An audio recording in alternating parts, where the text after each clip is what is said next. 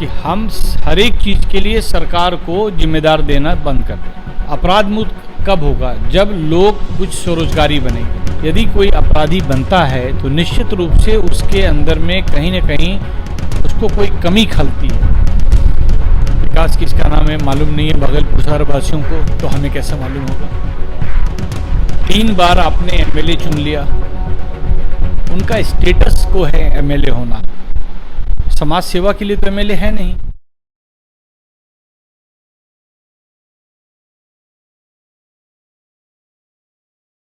हमारे साथ आज सुनील कुमार जी हैं। पेशे से वकील भी हैं, समाज सेवी भी हैं और कई तरह के कार्य को करते हैं समाज की उन्नति और तरक्की के लिए। आज हम बात करेंगे कि एक भारतीय समाज को अपराध मुक्त कैसे बनाया जा सकता है। सबसे पहली बार आप मेरे चैनल पर आए सर, आपका स्वागत। जी नमस्ते सर सबसे पहले मेरा सवाल ये होगा कि अगर पूरे भारत के समाज को अपराध मुक्त अगर बनाना हो तो किस बिंदुओं पर लोगों को काम करना चाहिए? ये बहुत अच्छा सवाल है। फर्स्ट ऑफ ऑल, समाज को अपराध मुक्त करने के लिए जो हमारा सबसे पहला काम है कि हम हर एक चीज़ के लिए सरकार को जिम्मेदार देना बंद कर दें। कुछ चीज़ें अपने हाथ में लेना पड़ेगा। अपराध मुक्त कब होगा? जब लोग कुछ स्वरोजगारी बनेंगे, काम करेंगे। पूरे देश ही नहीं, पूरे विश्व में यदि कोई अपराधी बनता है तो निश्चित रूप से उसके अंदर में कहीं न कहीं उसको कोई कमी खलती है। जैसे कि एक गरीबी, पेट में भूख रहेगा, खाना नहीं मिलेगा तो वो अपराध की तरफ बहुत जल्दी चला जाता है। बहुत फैंसी वाले लोग बहुत कम हैं कि जो फैंसी में अपराध करते हैं कि नहीं हमें अपराधी बनना है। अधिकांश अपराधी जो है, एक बहुत बड़ी समस्या है भूख और दूसरी समस्या है जो कि कानून का राज नहीं होना। अगर वो किसी भी तरह से समाज में सताया हुआ व्यक्ति है तो वो अपराध की दुनिया में आ जाता है। और इसमें हमें ध्यान देना होगा कि अगर हमें अपराध से दूर रखना है लोगों को तो सबसे पहले उस इंसान की भूख की समस्या का हल करना पड़ेगा। और दूसरा क्या है कि वो प्रताड़ित नहीं हो, इसके लिए हमें देश में कानून का राज स्थापित करना होगा। शैक्षिक रूप से चरित्र निर्माण करना आवश्यक नहीं है अपराध मुक्त करने के लिए? देखिए, जब आपके पेट भरा हो, ठेठ भाषा में समझिए कि जब हम खाते पीते घर के लोग हैं तो हमको बहुत अच्छा अच्छा विचार आता है। लेकिन जब भूख लगी रहती है पेट में, परिवार बिलबिलाता है भूख से, तो हमारा विचार सब गलत सलत आने लगता है। तो जब शिक्षा जो आप किताबों में पढ़ते हैं, इसके अलावा जो समाज हमें सिखाता है, जो हमारे माँ बाप सिखाते हैं, जो हमारे बड़े पुरखों सिखाते हैं, वो शिक्षा जो है काफ़ी है हमारा सामाजिक और चारित्रिक विकास के लिए। आपने कहा कि ठीक है ये चीज़ें ज़रूरी है, लेकिन जो 4-5 बिंदुएं हैं अपराध मुक्त समाज के निर्माण के लिए, जिसमें सबसे पहले होता है कि आपके पास अगर सुविधाओं की असमानता है तो उसको कम करना, सही समय पर अपराधियों को सजा मिलना, उसके अलावा जो असंतोष की भावना है पूरे भारत या पूरे विश्व का जो भी समाज है, अगर असंतोष की भावना है उसको खत्म करना, यानी सही समय पर हर चीज़ों का निवारण हो, तो क्या अपराध मुक्त नहीं हो सकता है? देखिए, ये जो समस्या है वो बहुत बड़ी समस्या है। अभी वर्तमान में स्वावलंबन, आत्मनिर्भर, ये सब शब्द आ गया और ये शब्द बहुत पहले से है। हम लोग पहले से इसकी चर्चा कर रहे हैं। उसको एक रीडिफाइंड तरीके से सरकार भी कह रही है कि आप स्वावलंबी बने, आत्मनिर्भर बने।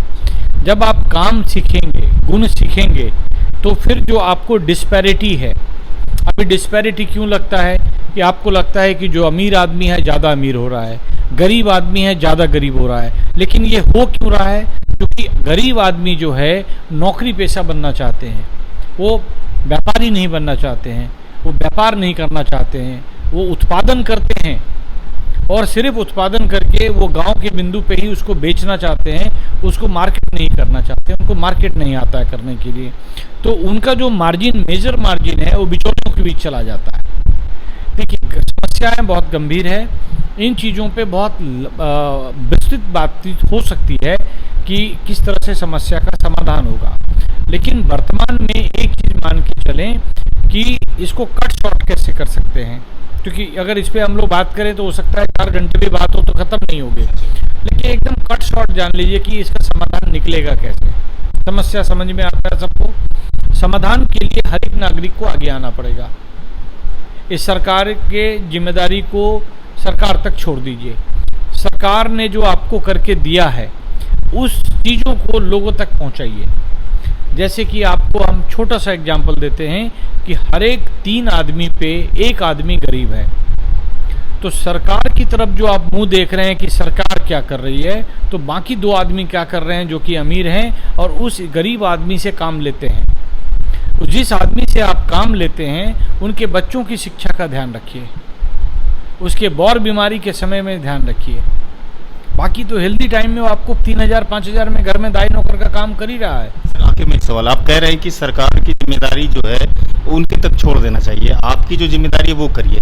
लेकिन सरकार जो भी जन कल्याणकारी योजनाएं चलाती है अपने नागरिकों के लिए, वो योजनाएं उन तक पहुंचे। इस बीच में जो भ्रष्टाचार का एक बहुत बड़ा गंगा बहता है, उस गंगा को कैसे समाप्त किया जा सकता है? अपराध मुक्त होने के लिए भ्रष्टाचार को भी खत्म करना जरूरी है। देखिए, जिस तरह से आपको जानकारी होती है और अभी जो डिजिटल टाइम है, हर एक आदमी के पास स्मार्टफोन आ गया है। हम उसी बेस पे आ जाएं कि हम हमारे लिए जो गरीब आदमी, भ्रष्टाचार स्मार्टफोन से खत्म हो जाएगा सर? वही मैं कह रहा हूँ, भ्रष्टाचार खत्म हो जाएगा या कम हो जाएगा, उसके लिए 2 काम करना पड़ेगा। एक तो आपको जानकारी होनी चाहिए कि कौन सा स्कीम मेरे पास आया और हमें मिलेगा कैसे। आपको एक छोटा सा एग्जाम्पल देते हैं कि अभी बिहार में मुख्यमंत्री उद्यम योजना आया, जिसमें ये पहले से था, ST SC के लिए पहले से था, उसमें महिला और युवा को जोड़ा गया। 10 लाख रुपए का लोन मिलना है, जिसमें 5 लाख पे सब्सिडी है, बाकी 5 लाख को 7 वर्षों में वापस करना है। जो लोग ST SC है उनको बिना इंटरेस्ट का, जो लोग ST SC नहीं है, महिला नहीं है, उनको 1% इंटरेस्ट का। ठीक, अब इसके लिए बाजार में बिहार में मार्केट खुल चुका है। 1 लाख से 1.5 लाख से 2.5 लाख पे चल गए कि आपको ये लोन मिल जाएगा, सब्सिडी का 5 लाख मिलेगा, तो 2.5 लाख हमारा, 2.5 लाख आपका। लोन आसानी से मिल जाएगा आम जनताओं को? अरे तो दलाल पैदा हो गए। पूरा प्रशासन आप सरकार का बचाव कर रहे हैं? नहीं, हम बता रहे हैं कि सरकार कैसे दलाल पालती है। सरकार ने स्कीम निकाला है और स्कीम की जानकारी किसी ने दी आम पब्लिक को कि कैसे मिलेगा? कभी हमारे मंत्री ने आकर के आधे घंटे का इंटरव्यू दिया कि भाई ये स्कीम कैसे मिलेगा? लेकिन उनके दलाल जो हैं बाजार में बता रहे हैं कि स्कीम हम दिला देंगे रे भाई साहब, आप हमें 2 लाख रुपए 2.5 लाख रुपए दो। ऐसे कई लोग इंक्वायरी हमारे पास आती है कि सर ऐसा बोल रहा है, क्या करें? हमने बोला उसको साइड रखिए, ऑनलाइन अप्लाई कीजिए। 8000 आदमी को मिलना है। अगर ये इसके मान लीजिए हमारे माननीय शाहनवाज हुसैन जी इसके मंत्री हैं, तो क्या इतने अच्छे प्रवक्ता हैं, तो क्या आकर के 1 घंटा बता तो नहीं सकते हैं कि भाई और बहनों ये मिलेगा कैसे? आप भाई और बहनों दलाल के चक्कर में ना पड़ें। किसको मालूम नहीं है कि पटना के गलियारों में दलाल के पहिया पे चलता है हमारा प्रशासन? सभी लोगों को मालूम है, सब दलाल के माध्यम से कमाते हैं।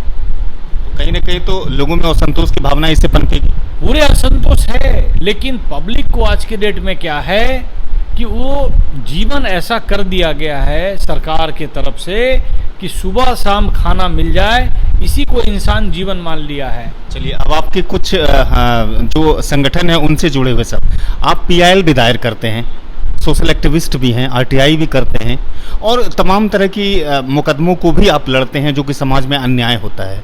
और आपके लिए एक सबसे बड़ी कही जा सकती है उपलब्धि है भागलपुर में कि बोधि ट्रस्ट नाम का एक एजुकेशन ट्रस्ट भी आप चलाते हैं। इतना काम आप कैसे कर लेते हैं? देखिए, काम बहुत ज़्यादा है और ये ओवरबर्डन भी होते हैं, और हम कई बार लोगों को आह्वान करते हैं कि आइए जुड़िए।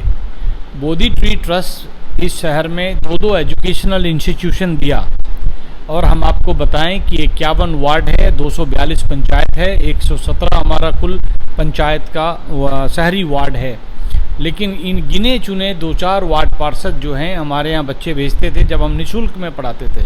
शहर के जितने समाज सेवी हैं, अधिकांश समाज सेवी छपाऊगिरी वाले हैं। छप जाए, किसी तरह से पेपर छप जाए, यहाँ तक सीमित है। कोई समाज सेवी अपने घर के दाई नौके के बच्चों को हमारे बोधि ट्री नहीं भेजा, जबकि 1 रुपये में बैंक रेलवे SSC की तैयारी होती थी। इतना बड़ा इंफ्रास्ट्रक्चर था, लोग आते थे हमारे यहाँ, कोई फंक्शन होता था तो आते थे, फ़ोटो खिंचवाते थे, फ़ोटो छपता था, ठीक। लेकिन कभी हम लोगों ने इस ट्रस्ट के माध्यम से कोई पैसे नहीं लिए और किसी से नहीं लिए। काम बहुत डिफ़िकल्ट है। जब से वकालत की शुरुआत करें, गरीबों को वकील देते हैं फ्री में। कहाँ कोई शहर का समाज सेवी अपने यहाँ से कोई किसी वंचित को भेज रहा है कि भाई इनको गरीबी है, इनको दिक्कत है, इनको वकील चाहिए, इनको हाई कोर्ट में बेल करा दीजिए, ये महिला शोषित है, इनको ले जाइए। कोई नहीं, किसी को कोई मतलब नहीं है। तो काम स्वयं करना है तो भगवान ने 10 उंगली दिया है तो 10 डिपार्टमेंट चला रहा हूँ। 28 स्टाफ के साथ इसको अच्छे से कर पा रहे हैं। 2 पैसा कमाते हैं वकालत से और 2 पैसा इसमें लगा के समाज के लिए काम कर रहे हैं। शिक्षा, स्वरोजगार, कानून की व्यवस्था। अब हम लोग जो हैं पूरे कोरोना काल में ऑनलाइन डॉक्टर दिए, अब थायरो केयर एजेंसी लेके आ गए और आने वाले समय में आपको हर एक वार्ड और पंचायत में ये प्रधानमंत्री जो चलाना चाहते थे जेनरिक मेडिसिन आम लोगों तक, उसको भी पहुंचाने की कोशिश कर रहे हैं। बातचीत का सिलसिला खत्म हो, इससे आखिर में एक सवाल आपसे करना चाहेंगे। भागलपुर में जदयू के सांसद और कांग्रेस के विधायक, क्या आप इनके कार्य से, विकास कार्यों से संतुष्ट हैं? संक्षिप्त में जवाब दीजिए। विकास किसका नाम है मालूम नहीं है भागलपुर शहर वासियों को, तो हमें कैसे मालूम होगा? 3 बार आपने एमएलए चुन लिया, उनका स्टेटस को है एमएलए होना। समाज सेवा के लिए तो एमएलए है नहीं, समाज के विकास के लिए तो एमएलए है नहीं, कुछ नहीं है, कोई विकास के लिए, डेवलपमेंट के लिए। धनपति हैं और जो आने वाले चुनाव की प्रक्रिया जो है उसको अच्छे से पहचानते हैं नवज, वो 3री बार एमएलए हो गए। जो एमपी साहब बने हैं तो चूँकि हम उनके सामने थे कॉम्पिटिटर, लोगों को एक चॉइस था कि भाई किनको चुनना है, उन्होंने भली भांति चुना। उस समय पीएम महोदय ने कहे कि कैंडिडेट मत दीजिए, मुझे देखिए, तो लोग आप उनको पीएम साहब को बुलाएं यहाँ विकास के लिए। अजय मंडल जी को तो विकास के लिए आपने चुना नहीं था, आपने चुना था नरेंद्र मोदी जी को, तो प्लीज़ नरेंद्र मोदी जी को ब्लेम कीजिए, अजय मंडल जी को ब्लेम मत कीजिए। भारतीय पार्टी लोकतांत्रिक के राष्ट्रीय अध्यक्ष हैं, अगर जिम्मेदारी मिलती है भागलपुर का संसदीय नेतृत्व करने का, तो पहली प्राथमिकता क्या होगी? पहली प्राथमिकता हमारी एक ही है, वो है रूल ऑफ लॉ एस्टैब्लिश करना। कानून का राज इस्टेब्लिश हो जाएगा, हर एक थाना काम करने लगेगा, हर एक ब्लॉक काम करने लगेगा, कहीं कोई मुसीबत नहीं। नीतीश कुमार से संतुष्ट नहीं है? नीतीश कुमार जी संतुष्ट क्या बोलेंगे, बेचारे लाचार हैं, संतुष्टि क्या होगी। बातचीत को ख़त्म करते हैं सर, बहुत बहुत शुक्रिया आपका। तो ये सुनील कुमार जी थे जो पेशे से एडवोकेट हैं, सोशल एक्टिविस्ट भी हैं और बोधि ट्रस्ट नाम से एक एजुकेशन ट्रस्ट भी चलाते हैं जो भागलपुर के शैक्षणिक सुधार की दिशा में बहुत सारी कामें कर चुके हैं। और इनका स्पष्ट कहना है कि सबसे पहले अगर अपराध को समाज को अपराध फ्री करना है, क्राइम फ्री करना है, तो उसके लिए कहीं ना कहीं स्वावलंबी बनना होगा, स्वरोजगार ढूंढना होगा। दूसरी चीज़ें कि भागलपुर के विकास पर इन्होंने कहा कि भागलपुर में विकास नाम की कोई चीज़ नहीं है और लगातार जो यहाँ पर विधायक चुने जा रहे हैं शायद उनको डेवलपमेंट से कोई लेना देना नहीं है। तो ये तमाम बातें आपने सुनील कुमार की सुनी। इस वीडियो को ख़त्म करते हैं, मिलते हैं ऐसे किसी दूसरे वीडियो में। अगर हमारे चैनलों को आपने सब्सक्राइब नहीं किया तो सब्सक्राइब करें, हमारे फेसबुक पेज पर आप जाएं और हमारे पेज को लाइक करें। हमारी इस बातचीत को अगर आप पसंद किए हैं तो शेयर करें और कमेंट मुझे ज़रूर दें। धन्यवाद।